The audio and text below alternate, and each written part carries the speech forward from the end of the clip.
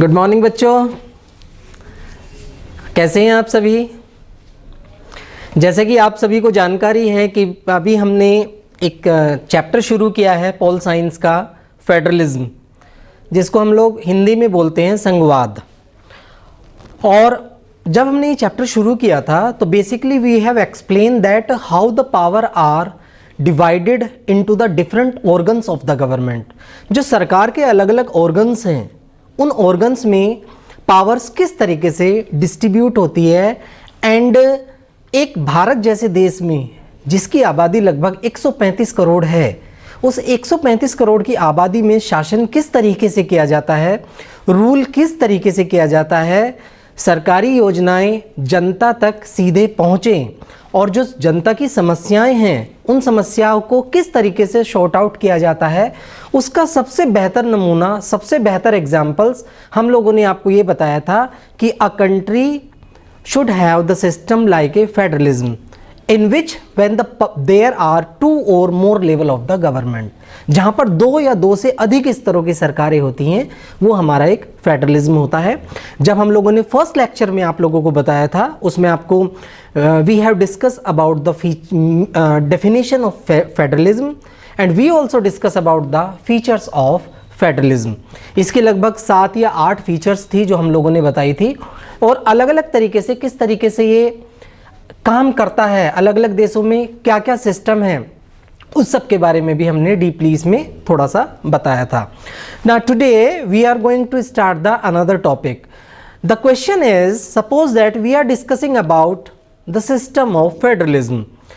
अब क्वेश्चन ये बनता है कि एक देश किस तरीके से, a country, how a country makes a federal country, एक देश फेडरल कंट्री कैसे बनता है। अगर इस चैप्टर के से पहले if you take the example of first chapter, that is power sharing. First chapter में basically we have discuss the situation of Belgium and Sri. Belgium and Sri Lanka both are very small country. You can compare Sri Lanka like a state of India, Haryana. The same situation with Belgium. Both the countries not share the power equally among the peoples of that particular country. उन देशों में रहने वाले जो नागरिक थे, उन देशों में रहने वाले जो व्यक्ति थे, उनके मध्य जो पावर्स डिस्ट्रीब्यूशन है, जो डिस्ट्रीब्यूशन ऑफ पावर है, that was not equally framed, वो इक्वली फ्रेम्ड नहीं था। And suppose that if the power are not equally framed, if the power are not equally shared among the peoples of any particular country, so those who enjoy the power they have no issue, but those who have no any kind of power, definitely they will raise the questions. So the Belgium and Sri Lanka have faced many problems. Bharat, Sri Lanka ने भी और Belgium ने भी अलग अलग level पे बहुत सारी जो समस्याएं हैं उनको फेस किया। Now the question, if you take the example of India, the Belgium and Sri Lanka are very small country. They have faced many problems because they have not shared, they have not distributed the power equally among the peoples of society. And you take the example of India where the population is 135 crore.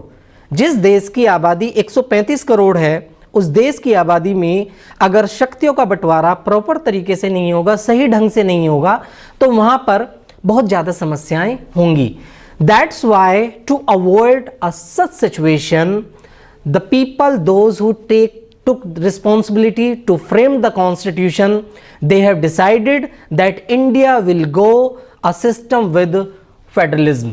Bharat एक ऐसे system के साथ चलेगा जहां पर शक्तियों का बराबर रूप से, इक्वली रूप से बंटवारा होगा। Let us look with the independence. अगर हम इंडिपेंडेंस से देखें तो India emerged as a independent nation after एक तरीके से हम कह सकते हैं जस्ट ब्लडी पार्टीशन, एक खून खराबे का पार्टीशन हुआ जहां पर India just divided in 2 country. One is that India where we are residing and second nation is called Pakistan. एक पाकिस्तान बना और दूसरा कंट्री बना India. And when the India declare as a independent state, that time, अगर हम आज की बात करें बेटा, बच्चों अगर हम आज की बात करें, देश के अंदर जितने भी हमारे इंडिपेंडेंट स्टेट हैं और जो हमारे यूनियन टेरिटरीज हैं, दैट टाइम वो सारी चीज़ें नहीं थी. There are so many independent princely state that time, but after the independence they have declare themselves as a part of India, और वो भारत में धीरे धीरे आना उन्होंने शुरू कर दिया, जिसमें कि बहुत सारे, अभी जम्मू कश्मीर था, हैदराबाद था, जूनागढ़ है. There are so many princely state जो आफ्टर द इंडिपेंडेंस भारत में जुड़े, and they have satisfied with the system of federation, system of federalism, in which the power are divided between two or more level of the government, जहां पर legislature, executive और judiciary एक 3 तरीके का 3 tyre system होता है.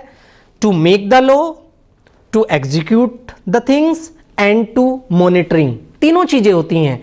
किस तरीके से हमें पॉलिसीज बनानी है, उन पॉलिसीज को एग्जीक्यूट कैसे करना है, and what the policies made by legislature, execute by executive, that are actually working or not, to check out this situation. The third tier जो हमारा जुडिशरी होता है, ये उसकी रिस्पॉन्सिबिलिटी होती है basically. If you see the 7 features of federalism that we have already discussed in the previous lecture, अब हमने 7 फीचर्स फेडरलिज्म की आप लोगों को बताई थी, and the first features was that in this system there are 2 or more level of the government, जहां पर 2 या 2 से अधिक स्तरों की सरकारें होती हैं. ये हम लोगों ने इसमें डिस्कस किया था कि 2 या 2 से अधिक स्तरों की सरकारें होती हैं. इसके अलावा हमने बताया था different tyre of the government govern the same citizen, जो सिटीजन्स होते हैं वो सेम होते हैं, उनको गवर्न करते हैं. बहुत सारी हमने इस तरीके की बातें बताई थी जो आपको इंपॉर्टेंट फीचर्स के रूप में हम लोगों ने आप पर डिस्कस किया था. So there is a central government, the government for the entire nation. Second government is state government, जो कि हमारा फेडरलिज्म का एक सिस्टम है. तीसरा हमारा एक और ऑर्गन्स आता है जो third tier of the government होती है. थर्ड टायर गवर्नमेंट में आप लोग म्यूनिसिपैलिटी, जो नगर निगम है, जो ग्रामीण क्षेत्र हैं, या जो थर्ड टायर की गवर्नमेंट है, उसको हम इसमें काउंट करते हैं. सो माय डियर स्टूडेंट, मैं आप लोगों को ये चीज़ बताने की कोशिश कर रहा हूँ कि when we talk about the federalism, जब हम लोग फेडरलिज्म की बात करते हैं तो मुख्य तौर पर the power are divided between 2 और more level. 2 level means central level and state level. और जब मैं ये बात करता हूँ 2 और more level, it means I am just talking about the third tier of the government. The third tier of the government is local government. उसको आप म्यूनिसिपैलिटीज़ भी कह सकते हैं, पंचायत भी कह सकते हैं, और भी चीज़ें हैं जिसको आप कह सकते हैं. Now the question rises that कि सर आप पिछले 2 लेक्चर से बार बार ये बता रहे हैं the power are divided between 2 और more level. Now the question is, if the power are divided between 2 और मोर लेवल, जब 2 या 2 से अधिक स्तरों में सरकारें, जब पावर्स हैं जो बटी हुई होती हैं, so a country with the huge population like 135 crore, how that a particular government just ruled a such kind of country. इस तरीके के कंट्रीज को किस तरीके से रूल्ड किया जाता है. So when are we can say that कि जो हमारे कॉन्स्टिट्यूशन के निर्माता थे, जिसमें कि बहुत सारे लोग थे जिन्होंने ड्राफ्टिंग कॉन्स्टिट्यूशन को ड्राफ्ट किया था, they have decided that we will go with the system of federalism. और जब हम लोग फेडरलिज्म की बात करते हैं, in the system of federalism the all kind of power are clearly mentioned in the constitution. जो देश का संविधान है, जो देश का हमारा कॉन्स्टिट्यूशन है, उस कॉन्स्टिट्यूशन में जो हमारी पावर्स हैं वो इक्वली एंड सेपरेटली मेंशन है that which type of government will enjoy which power and which type of work is done by which type of government. सरकार के मध्य, देश के बीच में, देश के सामने there are so many task are there. अलग अलग प्रकार के इश्यूज होते हैं. एजुकेशन का इश्यूज है, किसानों के एग्रीकल्चर का इश्यूज है, इसके अलावा फॉरेन अफेयर्स का है, करेंसी का है. मान के चलो हमें नोट बदलने हैं तो उसको कौन करेगा? Who will take the responsibilities to take the decision to change the currency? How many hours the farmer will get the electricity to irrigate their land? देश के किसान को कितनी बिजली मिलेगी? इसके अलावा what kind of facilities will give to the are farmers. मैं फार्मर्स की बात इसलिए बार बार कर रहा हूं कि still that more than 65% population are engaged in the agriculture sector and India's largest sector है आज भी, जहां पर सबसे ज्यादा population engaged है। So if we talk about that how the power is divided, how the country is ruled and how the country is run, to make this system very systematic, the जो हमारे constitution के फ्रेमवर्कर थे, जिन्होंने constitution को frame किया, they have clearly mention each and everything. There are so many subjects my dear student.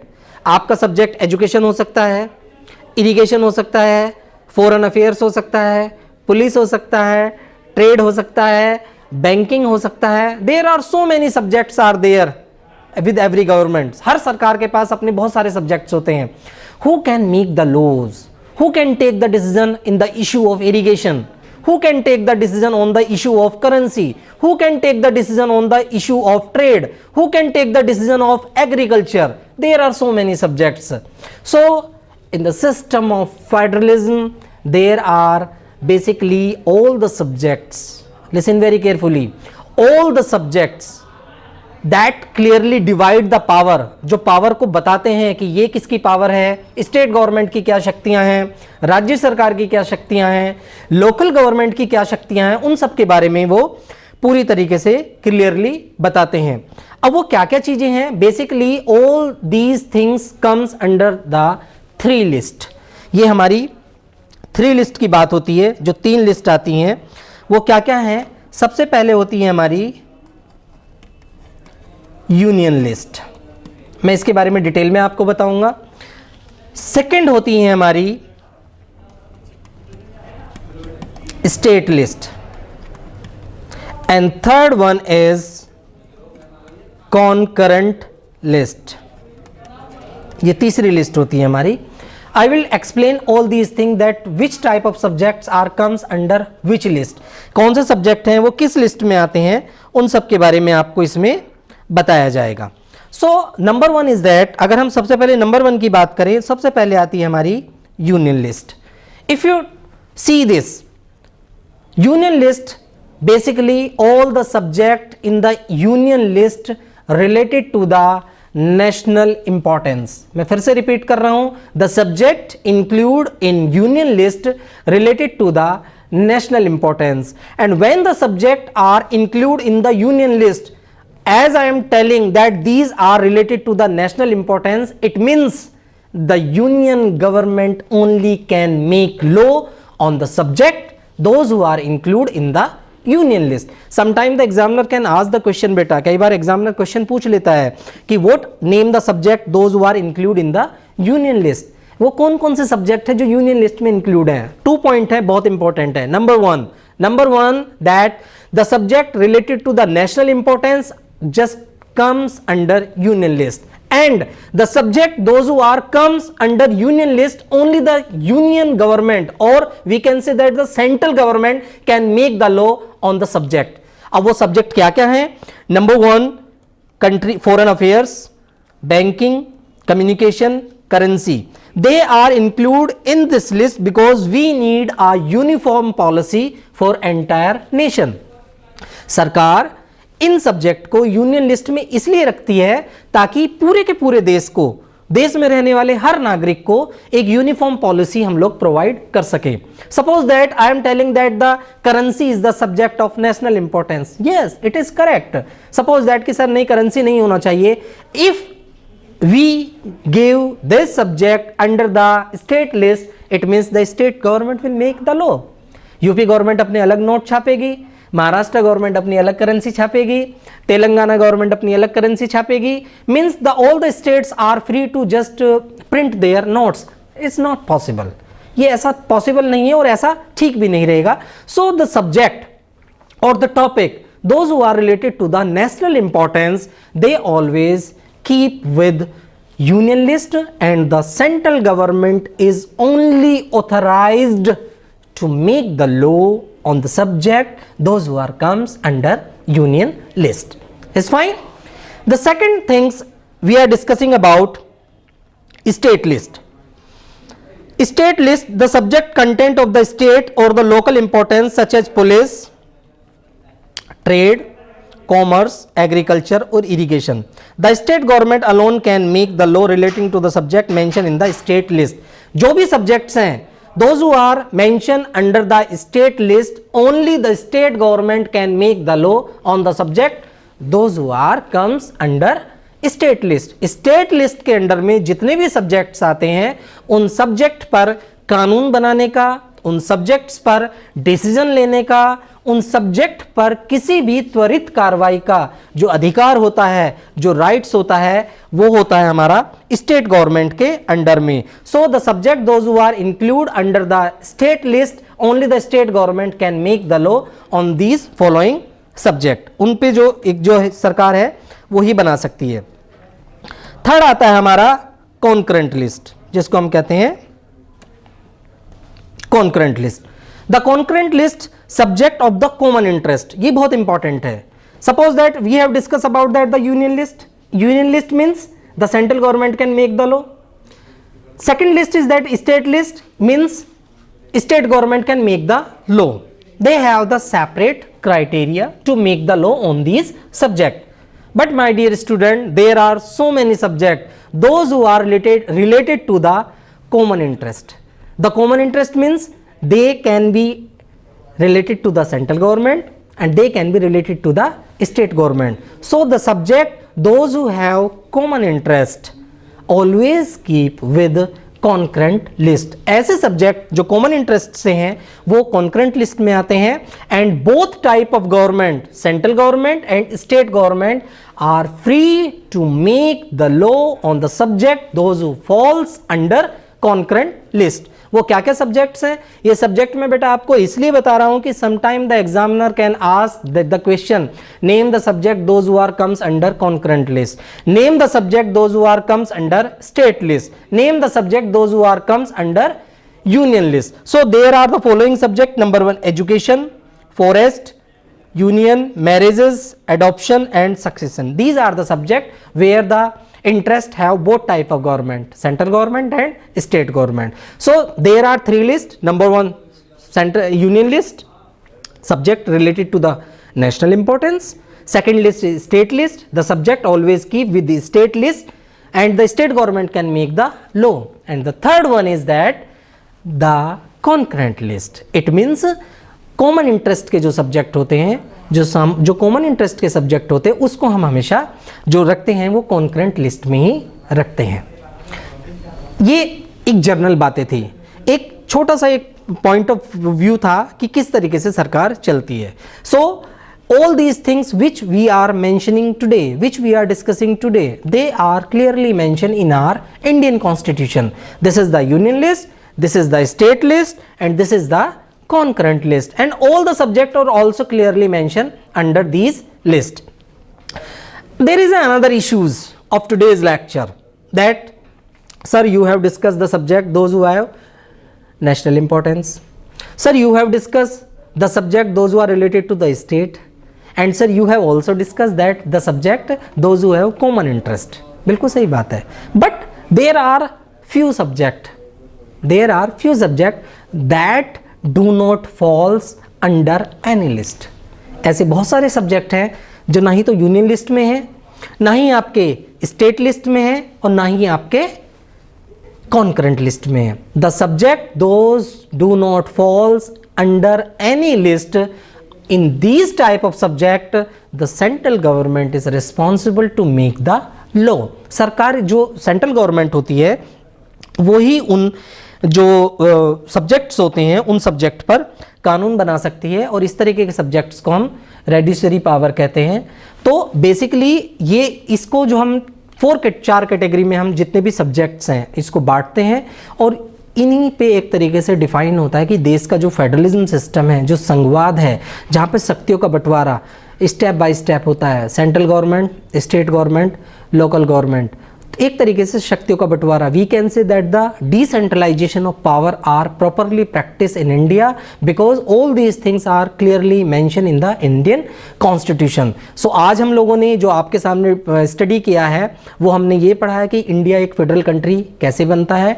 India federal country बेटा इसलिए बनता है क्योंकि जो भी हमारी पावर्स हैं, जो भी हमारी शक्तियाँ हैं, जो भी हमारे अधिकार हैं, जो भी हमारे राइट्स हैं, these all these things are clearly mentioned in the constitution कि for which task which type of government body is responsible to make the law, किस कार्य के लिए सरकार की कौन सी बॉडी रिस्पॉन्सिबल है। तो number 1 union list, number 2 state list and number 3 concurrent list. ये बहुत इंपॉर्टेंट है, कई बार इनके बारे में डिफरेंशिएट भी आ जाता है बेटा, तो आप इनको बहुत अच्छे से तैयार कीजिएगा। इससे आगे का जो भी हमारा होगा टॉपिक होगा, लेक्चर होगा, उसको हम कंटिन्यू करेंगे। लेकिन आगे का आपको समझने के लिए जरूरी है कि what the lecture we have explain you are supposed to just read out, you are supposed to just listen again and again। आपको उन लेक्चर्स को सुनना बहुत जरूरी है, तभी ये पॉसिबल होगा कि what the topic we are going, we will start next week, या जो भी हम शुरू करेंगे एक दिन बाद या 2 दिन बाद, वो आपको बहुत अच्छे से समझ में आ जाएगा। तो आज के लिए इतना ही, मिलते हैं नेक्स्ट लेक्चर में। Thank you very much.